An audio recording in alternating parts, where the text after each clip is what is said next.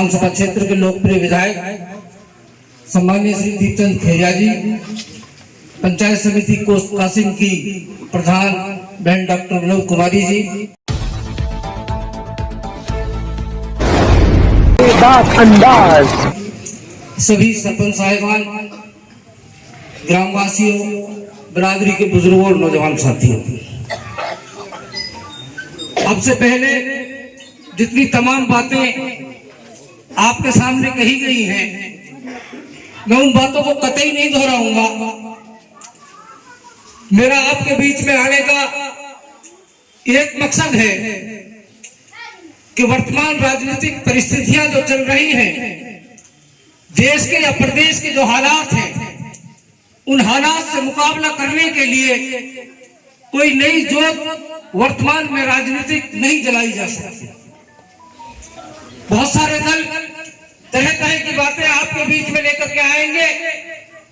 सबसे पहले भारतीय जनता पार्टी बहुत सारी चीजें लेकर के आपके बीच में आएगी, लेकिन जब वो आपके दरबार में या आपके साथ आए तो सम्मानजनक तरीके से उनसे एक सवाल किया जाए कि जब खैरतर को जिला बनाया जा रहा था तो उस वक्त आप काली पट्टी बांध करके खैरतर के विरोध में क्यों थे? जिला बनाया जाना ये सब दीपचंद खेरिया जी की अनुशंसा में राज्य सरकार ने उसको माना और हम तमाम लोगों को एक ऐसी सौगात दी कि जब जिला आएगा तो उसके साथ विकास की नई बहार बहेगी।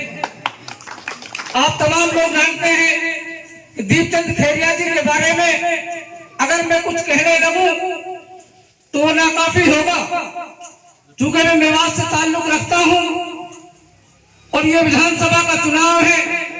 इसमें आप तमाम लोगों की, पूरे विधानसभा क्षेत्र के एक एक मतदाता की बड़ी कीमत है। इसलिए आपकी बिरादरी के सामने हम झोली फैलाने आए हैं कि आप दीपचंद खेरिया जी के निशान पर वोट देकर उन्हें कामयाब बनाए।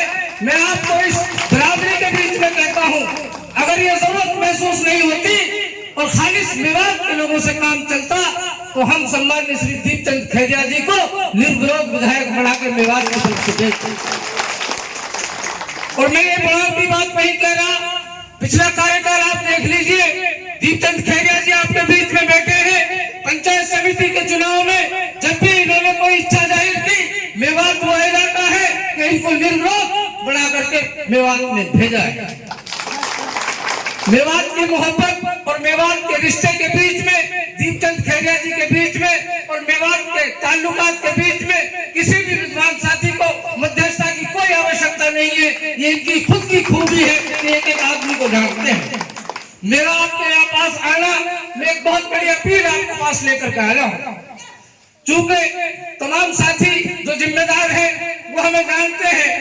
बहन हमारी डॉक्टर विनोद कुमारी जी पिछले एक हफ्ते से मुझे लगातार फोन कर रही है कि भाई साहब आप कहाँ हो, आप आ नहीं रहे हो। मेरी कुछ मजबूरियां थी, हम कुछ चीजें सेट कर रहे थे। साथियों, मैं दिल से एक बात आप लोगों को कहना चाहता हूं, क्योंकि आजकल डिजिटल मामला है, तमाम चीजें चुनाव आयोग के पास भी जाती है, पक्ष और विपक्ष के पास भी जाती है। इसलिए संविधान के दायरे में रहकर मर्यादित बात कहना लोकतंत्र में हर व्यक्ति का अधिकार है और मैं उसको डंके की चोट पर कहूंगा। मैं आप लोगों के बीच में इसलिए आया हूं कि आपने देखा होगा कि भारतीय जनता पार्टी ने तमाम मेवात क्षेत्र को जलाने का एक मंसूबा पैदा किया और आपने देखा कि हमारे लोगों को पूरी साजिश के तहत मेवात के लोगों को 1947 से भी ज्यादा तकलीफ इस शासनकाल ने दी, जो जिसके जिम्मेदार भारतीय जनता पार्टी के लोग। हमने अपने तमाम लोगों से बात की है, हमारे अंदर तमाम जिम्मेदार लोगों के बीच में एक बात आई है। हम अब तक टिकटों का इंतजार कर रहे थे। मेवात का हर बच्चा और मेवात का समाज ये तय कर चुका था कि जाट बिरादरी से जो भी उम्मीदवार इस बार आएगा, पूरी मेवात उसके साथ रहेगी। इसकी वजह मैं आप लोगों को बता दूं, जब नूह चल रहा था, जब भारतीय जनता पार्टी के ये लोग हमारे लोगों के ऊपर जुल्म और अत्याचार कर रहे थे, हमारे बच्चे पहाड़ों पे ऊपर घूम रहे थे, हमारे लोग जब पहाड़ों पे चारपाई बिछा करके पुलिस और प्रशासन और सरकार से बच रहे थे, तो उस वक्त अगर कोई बोला है तो हरियाणा का जाट समाज में उस समाज के साथ आया।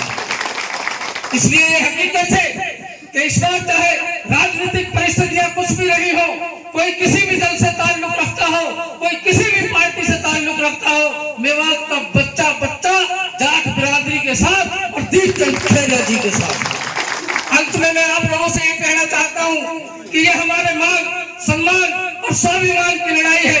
भारतीय जनता पार्टी के लोगों को मुंह तोड़ जवाब देना है। और इससे पहले हमारे कई साथी कहने गए कि ये बाहर से आए हैं, इनको बाहर तक पहुंचा दें, लेकिन उन्हीं साजिश के हिस्से में कुछ लोग जो जयपुर में सिर्फ कुत्ता पालते हैं और उनका शौक कुत्ता पालने वाले का है, वो गाय पालने वाले का मुकाबला किसी भी सूरत में नहीं कर पाएंगे। हम हर षड्यंत्र का मुंहतोड़ जवाब उनको देंगे।